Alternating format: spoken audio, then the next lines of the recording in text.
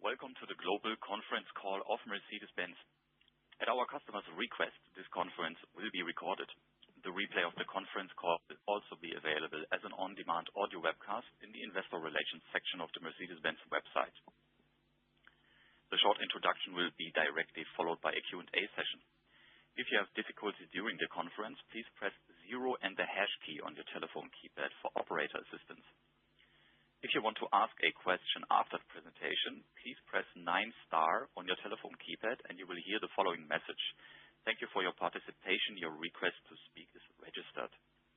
When it's your turn to raise a question, you will hear the message, you are now in talk mode. To withdraw your question, please dial 3 and the star key, after which you will hear the message, your request to speak has been removed. I would like to remind you that this telephone conference is governed by the safe harbor wording that you will find in our published results documents. Please note that our presentations contain forward-looking statements that reflect management's current views with respect to future events. Such statements are subject to many risks and uncertainties. If the assumptions underlying any of these statements prove incorrect, then actual results may be materially different from those expressed or implied by such statements. Forward-looking statements speak only to the date on which they are made. May I now hand over to Christina Schenk, Head of Mercedes-Benz Investor Relations and Treasury. Thank you very much. Good morning from Stuttgart. This is Christina Schenk speaking. On behalf of Mercedes-Benz, I would like to welcome you on both the telephone and the internet to our Q2 results conference call. I'm very happy to have with me today Ola Källenius, our CEO, and Harald Wilhelm, our CFO. To give you more time for your questions, Ola will provide a brief introduction, followed by Harald, who will detail our financials. After that, we will move directly into the Q&A session. The respective presentation can be found on the Mercedes-Benz IR website. With that, I would like to hand over to you, Ola. Thank you, Christina. Good morning, everybody. In a very dynamic business environment, you can see in our Q2 results that we have produced solid financial performance in line with what we had expected. Of course, the financial performance is affected by the tariffs. We're going to get into more details on that in this call, and Harald will drill down on it. But next to what's happening in the world, in the market, we have also been very busy and very focused on delivering our biggest product offensive and technology offensive in the history of the company. This is a journey that we have been on now for the several past years, and it's coming to fruition. The first calling card of this product offensive is the CLA, and it's now being delivered to customer. The response that we have received from customers, from dealers, and industry watchers around the world has been extremely positive, and we feel encouraged by this. But this is like an appetizer of a 8-course meal, where in the next 3 years we're going to launch more than 25 individual models. And it's happening rapidly. We have presented a new CLA shooting brake, which is very important, especially for the European market. Also for business customers in the European market, it's been traditionally a popular model. And at the IAA, the International Auto Show in Munich in September, only a few weeks from now, we will show you the first vehicle of our so-called Mercedes-Benz electric architecture, which ushers in a whole new era in electric mobility for Mercedes-Benz, and we're very, very excited about it. But it's not just about our main brand, Mercedes-Benz. Our friends in Affalterbach have shown a concept car which is nothing less than spectacular. Many of you maybe ask yourself, my goodness, what is this? This performance vehicle seems unreal. Is it really real? And I can tell you this, you'll probably be surprised when we launch the series version of this next year, how real it is. Watch this space. At the same time, our van division is also going through a historic product and investment offensive, really, where we're going to replace the complete lineup of our vans in the next 2 to 3 years, and that's also around the corner. And they are equally busy compared to the passenger car people. On the customer side, I could go on for the rest of the day talking about what we're doing there, both on the physical touch points and also in the digital world. But I just wanted to highlight two things. We have now started the sale of the own retail in Germany, so the first few transactions are in the pipeline here. And the interest has been tremendous, which we also view as a positive sign. And we opened at the very top of our portfolio the first Mercedes-Maybach brand center in Seoul. Should you be traveling in Korea, I highly recommend that you stop by. It is an unbelievable celebration for that product, for those products and that brand. And last but not least, in terms of key messages here on page 2, as you know, we have been focused over the last few years on cash flow generation. Again, Harold will go into detail, but we produced another solid quarter in terms of cash flow. If we turn to page 3, I don't want to go into too much detail on the earnings. I just want to highlight two things. The free cash flow, as I just mentioned, but also in terms of the EBIT. You can see that there are two numbers there. That is because of restructuring. You know that we announced at the beginning of the year that we would start restructuring, especially here in Germany, especially on the indirect staff side. That's progressing according to plan, and that is why we have made some provisions for that. Moving to the next page, page 4, dissecting the sales. Yes, the market environment is challenging, especially in China, but also through the whole tariff discussion, there was management of how to deal with wholesale in the United States. That we try to do to the best of our ability, and I'm sure that will continue into the next quarter, which affects the wholesale figure in spite of the fact that the retail sales were quite strong in the U.S. in that quarter. In terms of top end, we stayed at a healthy 14% as a percentage of the total sales. And on the XEVs, we had slight growth. You can see that the plug-in hybrids are very successful here. And we are managing our battery electric vehicle sales in the current environment. We're watching, especially in the European environment now with the 2025 regulation in place, that many market participants are trying to, above and beyond the natural demand, push volumes up. We are managing this, in my view, in a more careful way to also protect the integrity of the brand, not just on the ICE side, but also on the BEV side. And as I mentioned here at the beginning, we're just on the verge of a massive product launch here in the next 2 to 3 years on the electric side. So we will see our electric BEV-only sales, once that product offensive comes to fruition, grow. And especially important will be the vehicles in the core segment, like the new electric GLC and the C-Class that we're launching in next year, and we'll have the full first year in the market in 2027 on a broad range of products. So here, intelligent management, growth of XEV. With that, I switch to vans on page 5. The van market was also affected by the current economic environment. In that economic environment, you will see that as we go into the van figures, if you follow the van segment as such, everybody is challenged. But I would say we're probably the best student in the class here. Not everybody discloses their financials in this case, but for the ones that do, you can see that they are significantly more challenged than us. That is not the call to be complacent and certainly not arrogant. What I want to do is to say kudos to the van team for managing this in a difficult circumstance. And that kudos actually goes to the whole Mercedes-Benz team.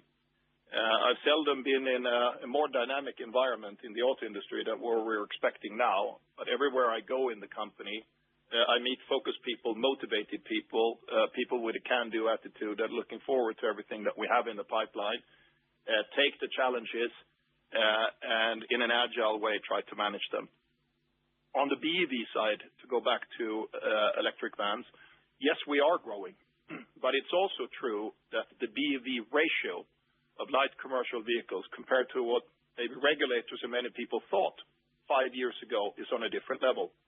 Yes, we're super happy that we just signed probably the largest single order of vans with Amazon here recently with 5,000 units. It's a sign that our electric vans are very attractive and next generation in the making, as I mentioned.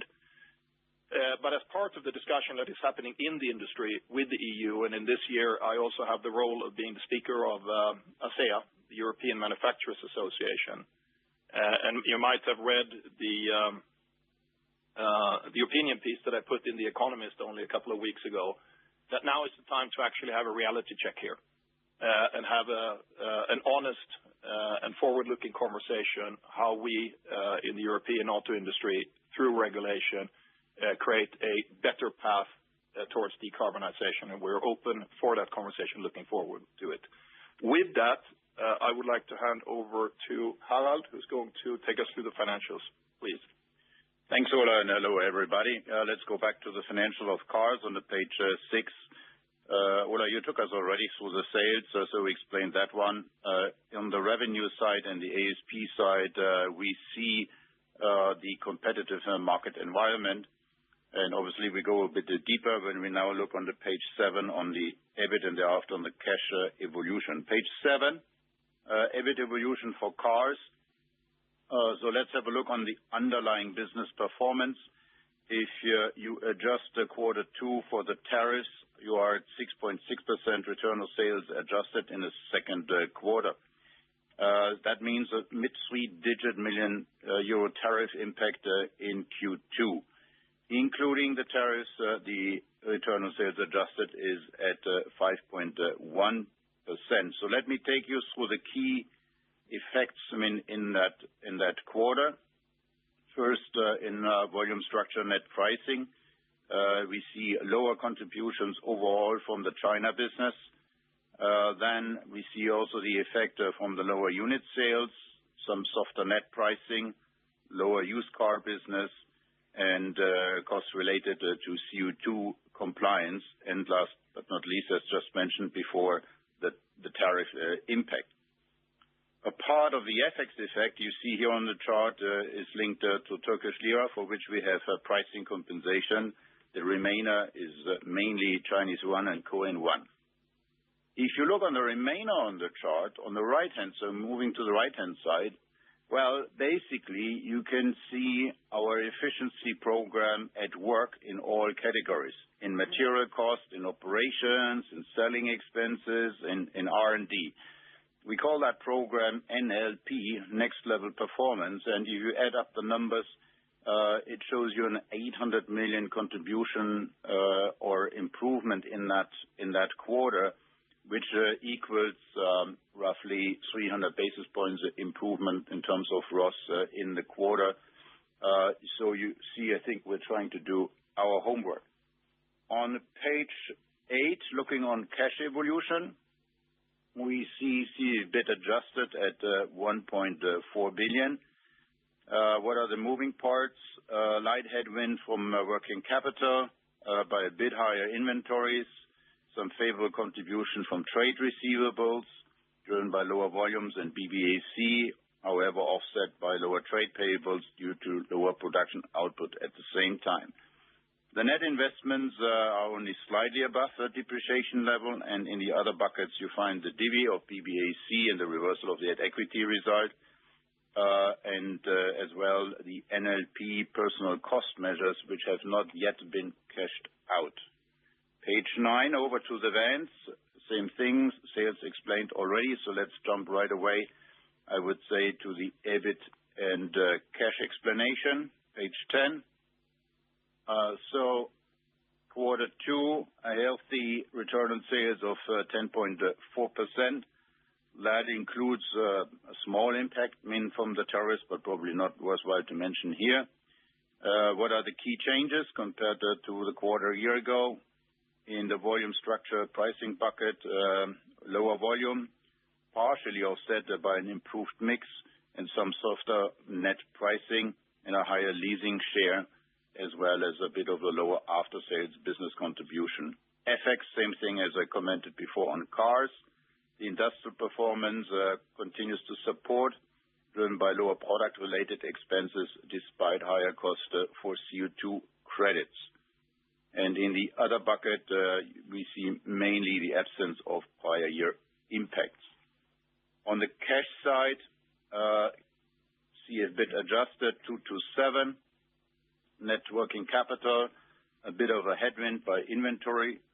The financial investments, the net financial investments reflect the sale of our business operations in Argentina. And on the net investments in PPE and intangibles, we see that they clearly exceed the depreciation. That's in line with the guidance as we continue to ramp up of our van architecture. So on the others, we also see positive cash effect from leasing and FBAC divi. On the mobility, the new business is driven obviously by the development of the sales volume on the industrial side and the situation in China, partially offset by a higher average financing and leasing volume per contract. The change in the portfolio is mainly driven by FX effects. On the EBIT side for mobility, we see EBIT adjusted at 290 million or return on equity adjusted at 8.9, a bit higher cost of credit risk due to a softer global economic outlook, an improved portfolio margin, however, offset by a lower volume in Q2. And then as well here, you see on the right-hand side of the chart, improved cost position for SG&A, supported by our efficiency measures. In the other bucket, you also see contribution from our financial investments in quarter two. Without the expenses for the ramp-up of the charging business, the MBM return on equity adjusted would sit at a double-digit 10% return on sales. Looking at the group EBIT, page 14, cars, vans, mobility, we explained. The recon is negative, mainly due to a lower at equity result of Daimler Truck. EBIT adjusted at 2 billion. What are the adjustments? Mainly the one-timer related to the restructuring charges from our NLP program, which reflects, I think, good progress we made so far. So we had a good start. If we bear in mind that actually we got started with it in June, and that means we have here in the quarter two, as you see on the chart, 560 million, which got recorded for the people who signed up already. And as we speak, we gain further traction on that program, which will yield further efficiencies in the future to come. On top, we see the adjustments for the M&A transaction related to the sale of our business operations in Argentina. Thereby, the group EBIT reported sits at 1.3 billion. On the cash flow side, page 15, we see the income taxes, the cash income taxes paid at minus 350.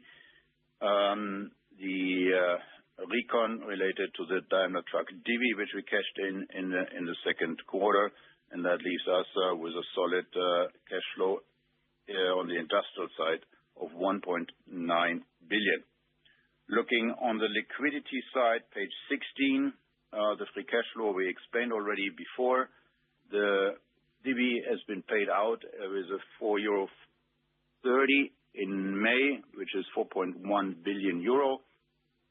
And it means we generated, in terms of free cash flow, 4.2 billion, which fully covered the divi paid so far, and that leaves us with a very comfortable 30 billion net cash position. Now, let's turn to the outlook section, page 18. As always, please consider the assumptions carefully, on the chart. Let's start with the cars sales guidance. So with 900,000 year-to-date units, we now see 2025 significantly below 2024, mainly due to China. We expect H2 sales in the vicinity of H1, with quarter three slightly lower and quarter four slightly higher. If we look on the regions in the U.S., we see a stable underlying customer demand, looking at the retail side of things, with H2 approximately same level as H1. In the group sales for the U.S. for the full year, we expect them to be slightly lower than the retails and the previous year as we manage stock levels to target. Any potential impact of U.S. trade policies on consumer sentiment needs to be seen. On Europe, we continue to see robust sales performance, and we expect that also for the remainder of the year, with a healthy customer order intake and a solid backlog taking us into quarter four. In China, the macro side remains subdued, and the competitive environment continues. We also see banks withdrawing high commission offers from the market, supporting pricing, however, affecting volume so far. The global TEF share for the full year, we expect that to be between 14% and 15%, which means basically in H2, same level as in H1. And on the EV share, year to date, we are at 20-ish, so we continue to see that on the full year between 20 and 22%. On the return on sales side, return on sales adjusted for cars, in H1, we achieved a solid 6.2%, including tariffs. If you take out the tariffs, that leaves you with an underlying margin of 7% in H1. How do we see H2 compared to H1? Volume basically flattish. We see the current commercial dynamics to continue for the remainder of the year. We see some headwinds from material cost phasing due to one-timers in H2, and the more technical impact from fixed cost capitalization as we will reduce inventory towards the year end.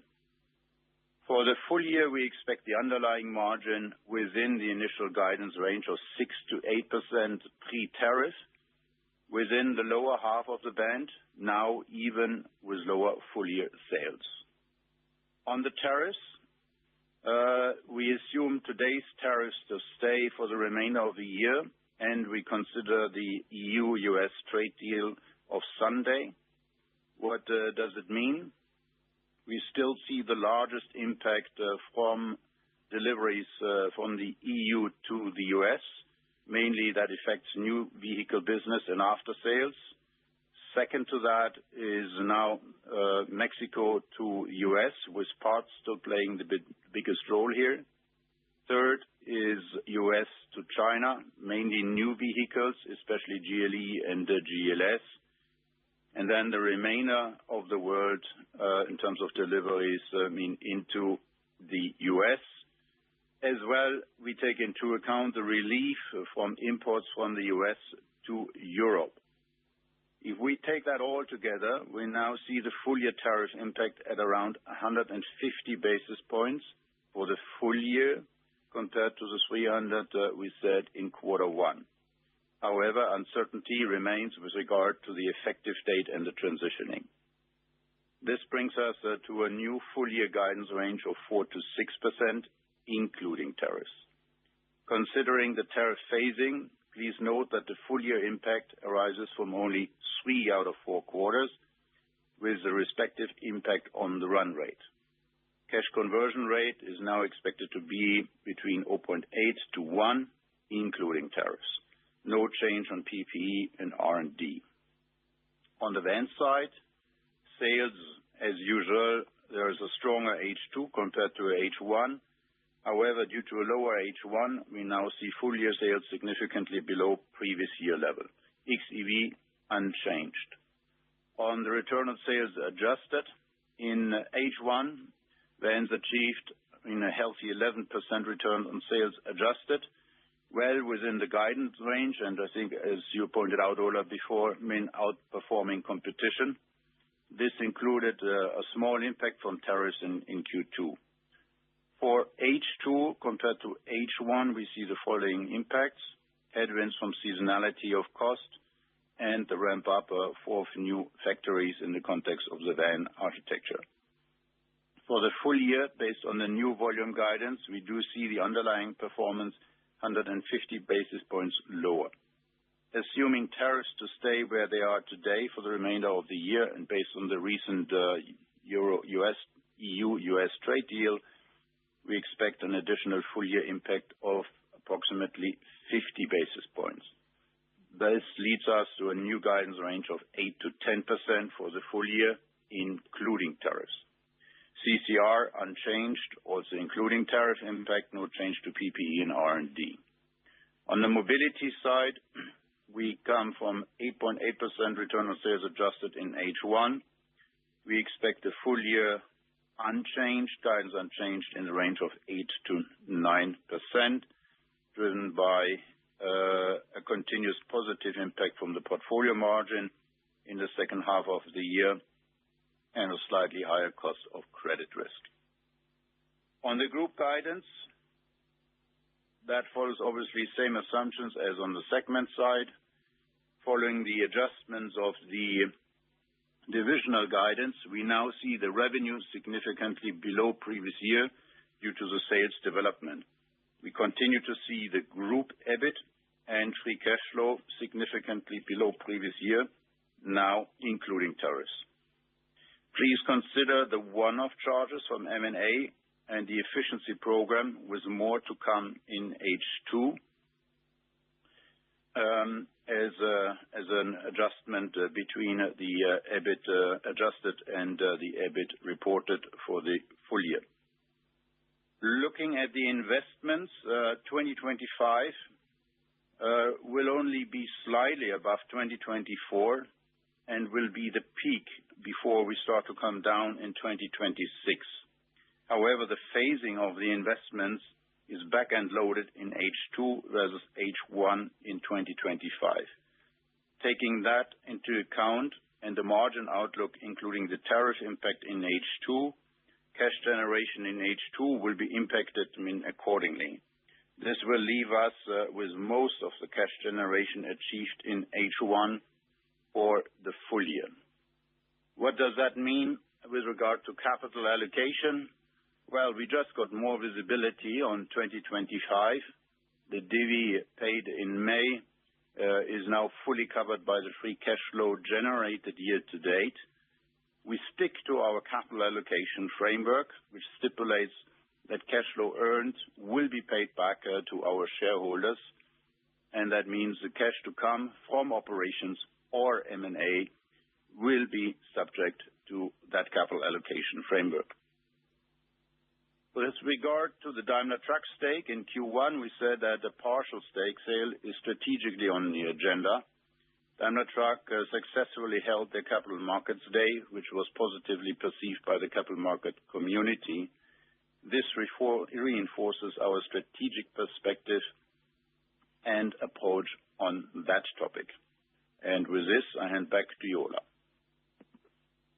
Thank you, Harald. I would like to end this presentation by extending an invitation to come and visit us at the International Auto Show in Munich in September.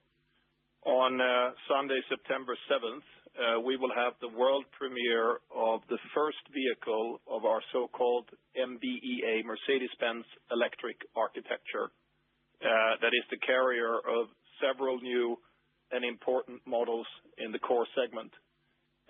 From a modular point of view, this architecture is intelligently and fully flexibly integrated also on the modular side with the MMA architecture.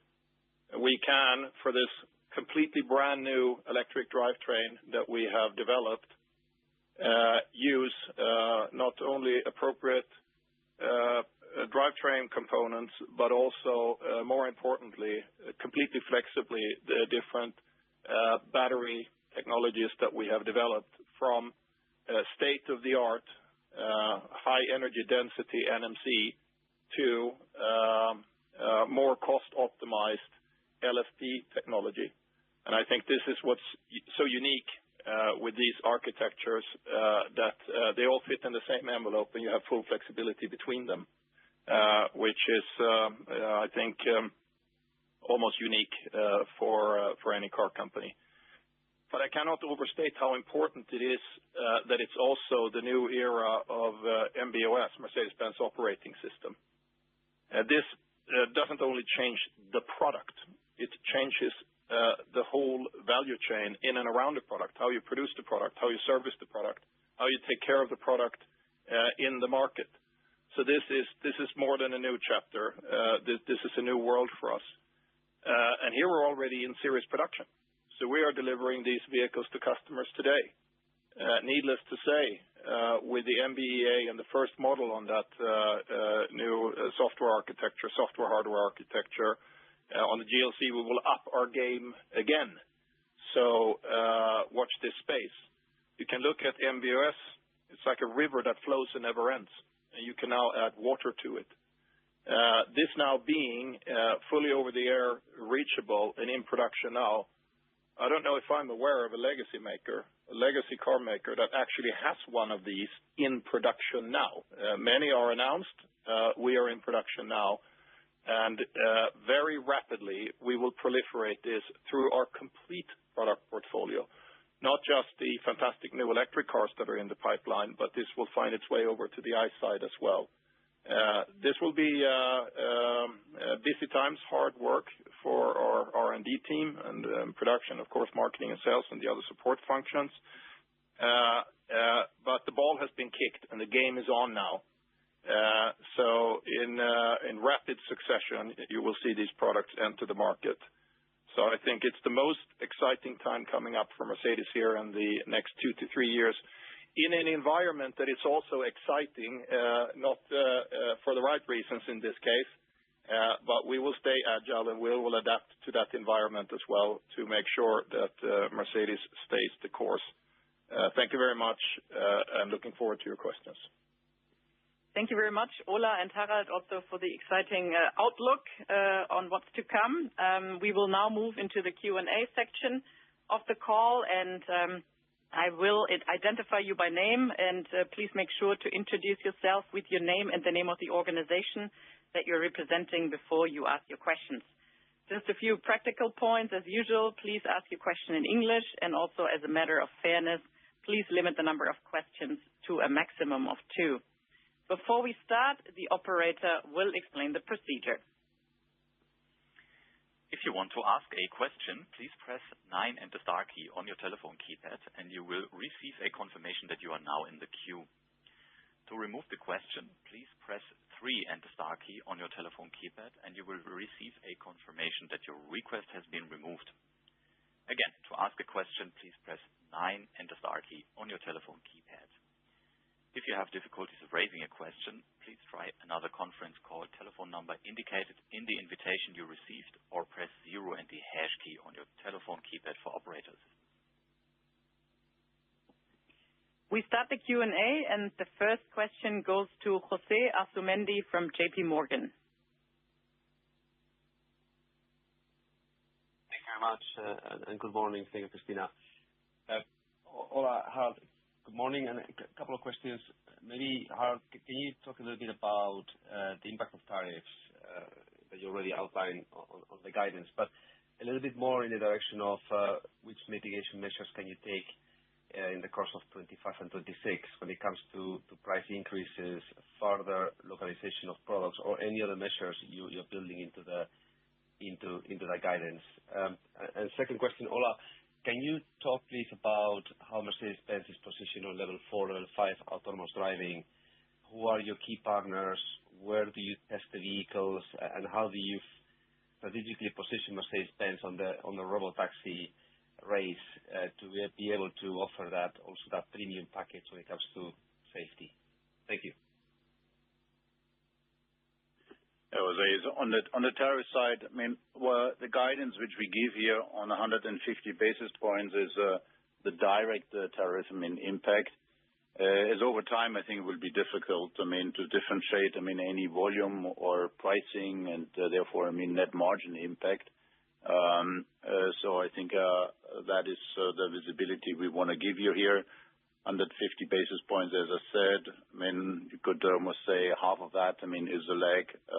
Europe, to the U.S., and the remainder being spread.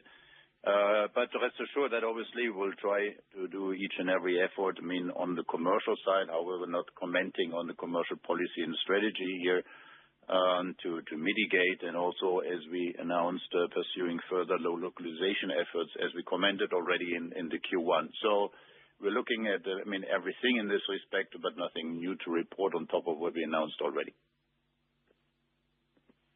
Jose, good morning.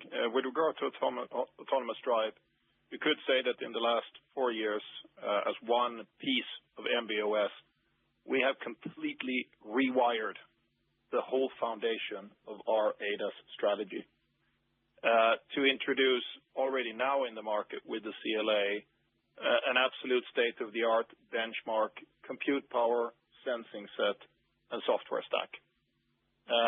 If you look at how you extrapolate that into the next 2 to 3 to 4 years, we are primarily focused on the individual personal use segment. So we think that level 3, that we were the first OEM to introduce onto the highway here in Germany and also in a couple of states in the United States. So we have kind of planted that first flag on the moon now to look at what is happening on the regulatory side. How far in the next 3 years or so can we take level 3 highway and then potentially into urban? Level 4 on an individual use case starts with parking, where we had already the first product in the market actually a couple of years ago to just experiment with it. But when Gen AI entered into the frame, and you can kind of rethink how you do the software stack, you can go to a complete end-to-end foundation model on top of the, let's say, 2 boxes that you have had up until now, one for perception, sensor fusion, another box for planning and control. Now that you can complement this with Gen AI and create really a holistic end-to-end foundation model, the game changes. But one thing doesn't change, and it's the ability to prove the safety case. And I think this is where our approach with our strategic partners, both in the West but also in China, we will introduce it in a responsible way. But we have every single tool in our toolbox now to go anywhere. And should level 4, level 5 find its way into individual use cases in the foreseeable future, we can and will be in that game. But I do see in the immediate future, and that's what we're launching now, super sophisticated level 2++ systems. And there's lots of shades of gray here, obviously. But kind of point-to-point navigation feels like fully autonomous, but you're still responsible. Then a growth of the level 3 envelope and level 4 parking, and then we will see where the journey goes. What we're not planning to do is to become a large-scale mobility provider competing with local transportation or taxis. We have no immediate plans for that at the moment. Thank you. Thank you very much, Jose. And I would hand over the next question to Patrick Hummel from UBS. Thanks. Good morning, everybody. I would have 2 questions for Harald, if that's okay. First one, Harald. Basically, that sounds like you will resume the share buybacks in very due course, because you covered the dividend, as you pointed out, with the H1 free cash flow. You haven't precisely guided the free cash flow. I hear you loud and clear that H2 is going to have a lower free cash flow, but I think you also probably did a bit better in H1 already than you had expected. So I'm just trying to guesstimate what the share buyback volume for the remainder of the year could be. Is a range of 1 to 2 billion euros realistic for the last 5 months of the year? And my second question is regarding the margin guide in cars. You kept the 200 basis points range, 4 to 6%, but now we do have more or less clarity on the tariff outcome. I'm just wondering under which circumstances we would even see the low end of that range of 4%, because applying your logic, it sounds like we should end up at least at 5%. Is that 4% for whatever may get worse in China? Is it for a non-timely implementation of the tariff deal? what needs to happen to see the 4% as an outcome? Thank you. Yeah. Thanks, Patrick. With pleasure. I'll take the two.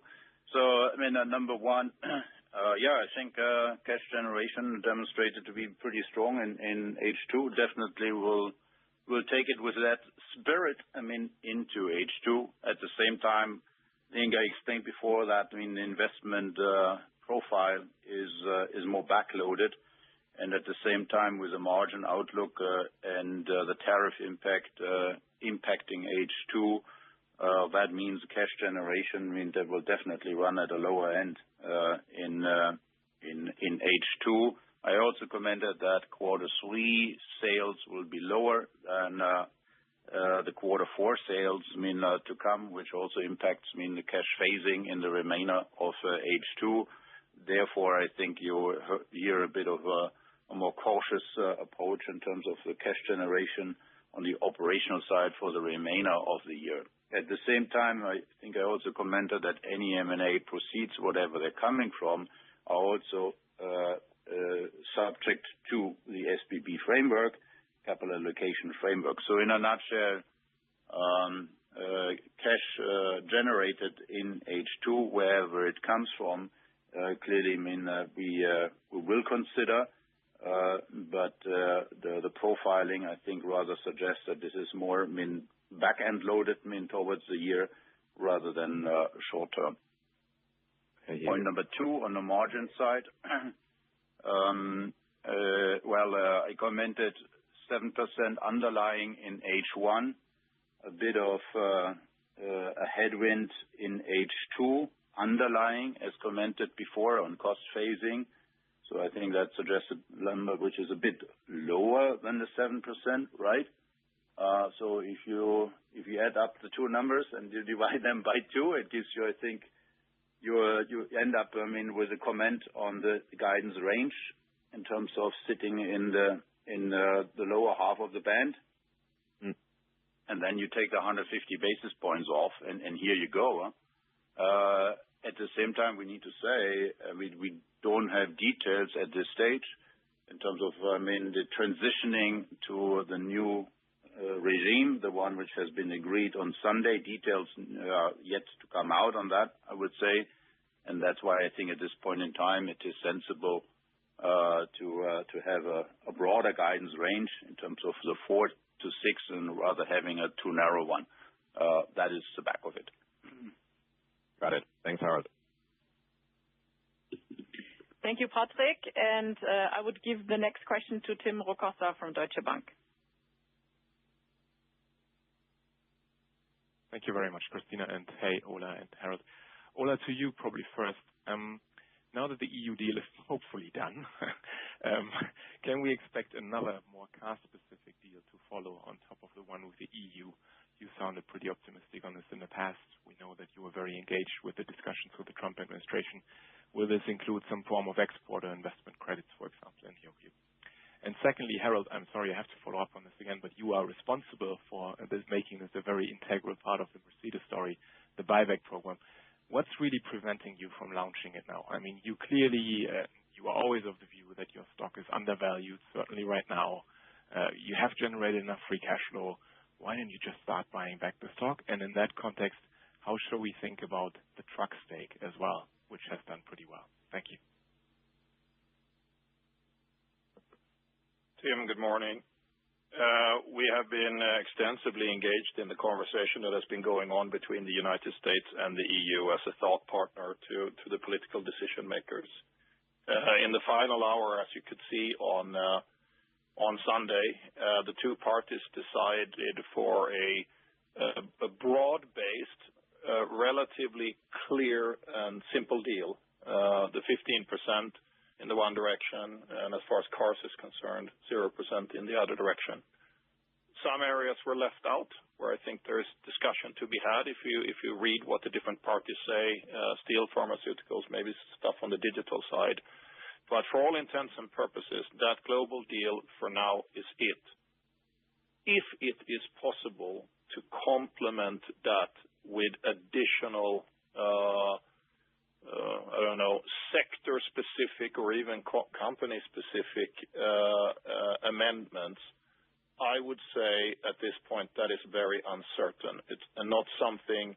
If it is possible, certainly we would try, but it's not something that I would at this stage calculate with in our plan going forward. Yeah, and Tim, on the capital allocation framework, I mean, very happy to hear that. I mean, it's that much appreciated by the community, and you heard clearly before that we are committed to it. I think I commented on the cash generation, the free cash generation from the operational side of things. I mean, H2, I don't need to repeat that.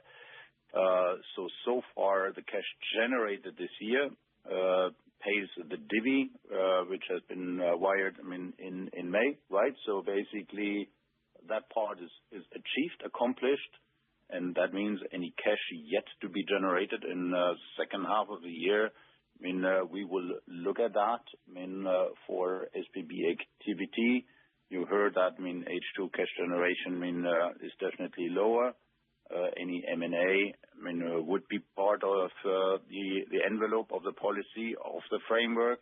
And I think consciously we repeated our statement on the Daimler Truck stake in terms of strategic agenda, but also in terms of DT progressing with the CMD and any proceeds which would be accomplished, I mean, from M&A or by DT stake, definitely would support cash generation, and then we'll have a look at that. But maybe this is a bit more backloaded in the year rather than right now.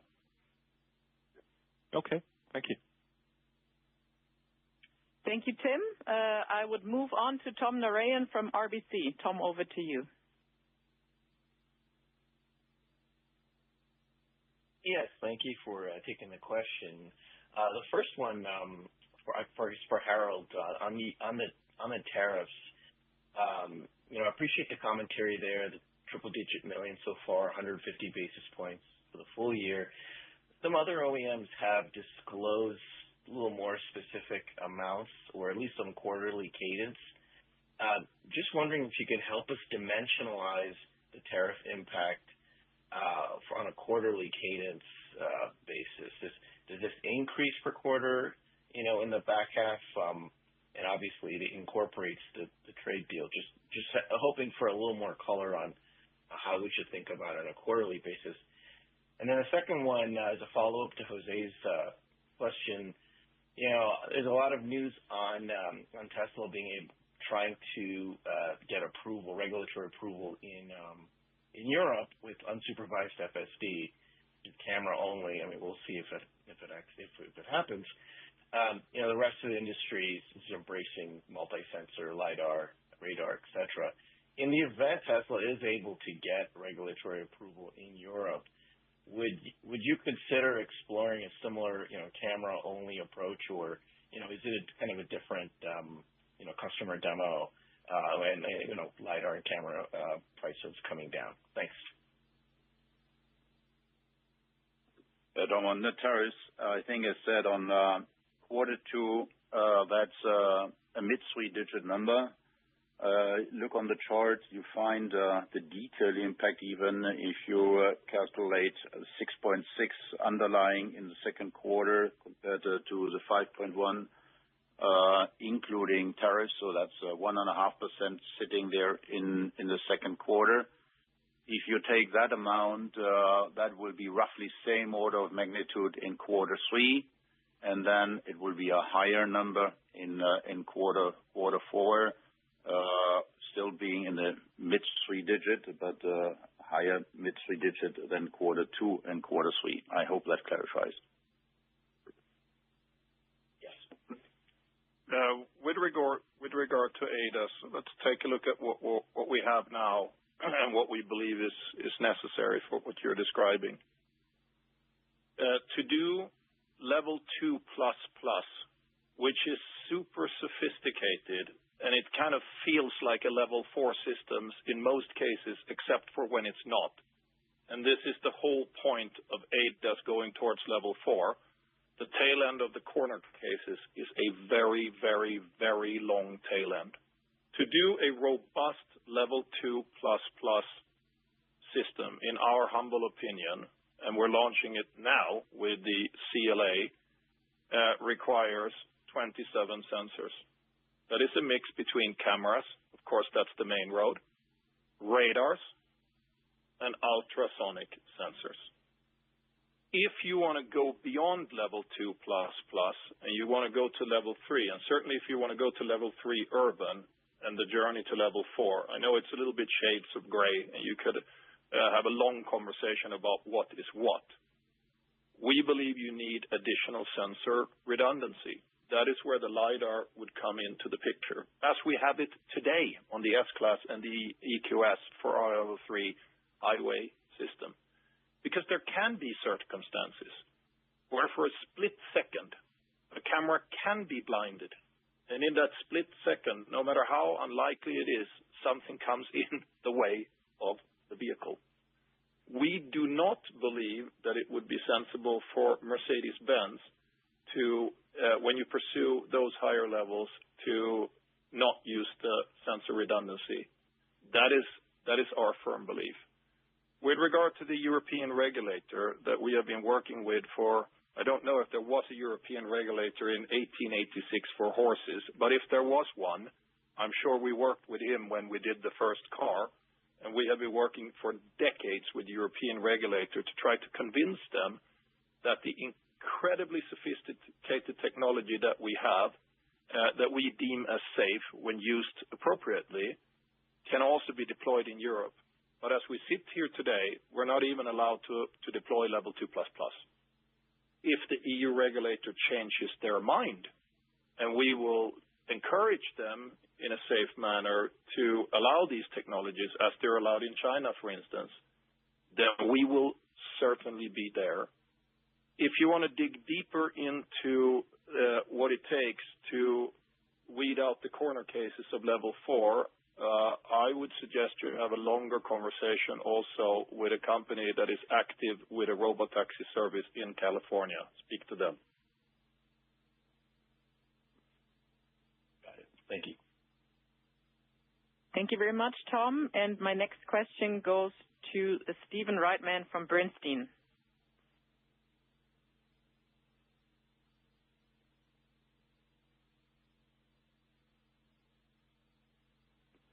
Stephen, can you unmute yourself?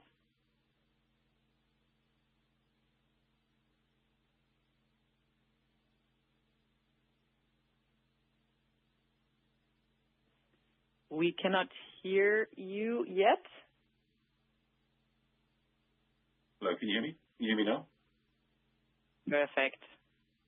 Okay, sorry, can you hear me now? Yes, we can, Stephen. Okay, sorry. Okay, excuse me, sorry. Thank you. Yes, on the US, please, two questions. First of all, now we have some more much better visibility on the level of tariffs. Could you now maybe just think about your thought process about mitigation, particularly in terms of pricing now? I think obviously we understand how all the manufacturers were reluctant to provoke the administration with price increases before there was some better visibility, but now we actually have this. What are your thought process on that? And secondly, with the seems to be very progressive dismantling of emissions regulation in the United States, what does that implication have for your strategy in the United States in terms of maybe pushing more of your ICE vehicles in your overall mix? How do you see that? Thank you very much. So, yeah, Stephen, as commented before, so I think we outlined the direct tariff impact as we see it based on the most recent events, and commented more in detail in the questions thereafter. Again, in terms of commercial policy, I mean, we're not commenting that. Definitely, I mean, we'll see where we have elasticities we can make use of them in the market, in which areas, in which products. And obviously, at the same time, I need to see, I mean, the demand side of things and how, I mean, consumer community is going to respond to the to the new situation and, the setup and what competitors, are doing in this respect. Therefore, rest assured, we're spot on that. But no further commentary, I think, at this point. Globally, we see the U.S. In a healthy state in terms of underlying demand, as commented before. On the retail side, we see definitely further opportunities moving forward with a great product lineup, to come into the U.S. So clearly we see U.S., as a growth opportunity and want to capture that moving forward. Will be competitive on the product side, on the commercial side of things, at the same time pursuing globally the localization as we announced during the Q1. Hi, Stephen. Your questions around emissions. The way we read the so-called Big Beautiful Bill is, whereas they have not yet, to our knowledge, presented the exact new CAFE standard going forward, the text of the Big Beautiful Bill, in our interpretation, says that should you not meet that standard that is yet to be determined, your penalty is zero, which means the whole credit and that whole system that we have been seeing for years or decades, I don't know how long we have been in that, kind of disappears. What would be our approach to the market? Our approach to the market is, and I think this is a good thing, certainly for the customer, is the market forces decide. So we have a full-fledged portfolio going forward. Yes, we have super attractive high-tech electrified ICE cars that will be kept with state-of-the-art technology. MB.OS will find its way into the ICE cars as well, and so on and so forth. We have successful long-range plug-in hybrids, kind of been a little bit of a renaissance of that in the U.S. market recently. So I think we're good positioned there. Here we are probably the leading premium luxury manufacturer in that segment in the markets where it's most relevant. And then we have the fireworks of battery electric vehicles. So in spite of the announcement that they would take the 7,500 credit away, we don't believe that the BEV demand in the United States goes to zero. We still think that the medium to long-term adoption rate of BEVs in the U.S. will creep upwards. Maybe it will creep upwards slower than if the previous regulatory trajectory had been kept in place. But nevertheless, we believe in the mid to long term it will creep upward. So we have an all-of-the-above offering, and we will let the market forces decide what the take rate will be, and are looking forward to delighting our customers in the United States, and also look at the United States in the long term as a growth market, obviously, as Harald just said. Thank you. Thank you very much, Stephen. Thank you very much, everyone. This concludes our Q&A session. Thank you to both of you, Harald and Ola, for answering the questions. And of course, as always, Investor Relations remains at your disposal to answer any further questions that you may have. And now to all of you, have a great morning, a great afternoon, and a great evening. Thank you and goodbye.